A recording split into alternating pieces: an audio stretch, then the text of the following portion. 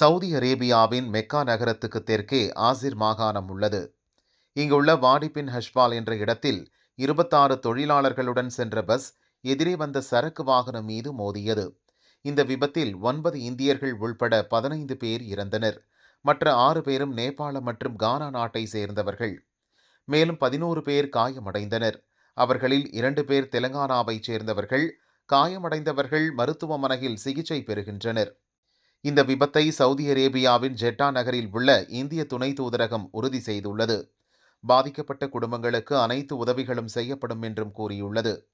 இறந்தவர்களுக்கு மத்திய வெளியுறவு அமைச்சர் ஜெய்சங்கர் இரங்கல் தெரிவித்துள்ளார்.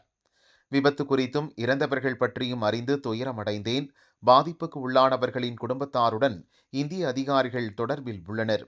அவர்களிடம் பேசினேன். துயரமான சூழலில் பாதிக்கப்பட்டவர்களின் குடும்பங்களுக்கு அனைத்து உதவிகளையும் வழங்கி வருகின்றனர் எனவும் ஜெய்சங்கர் கூறியுள்ளார்.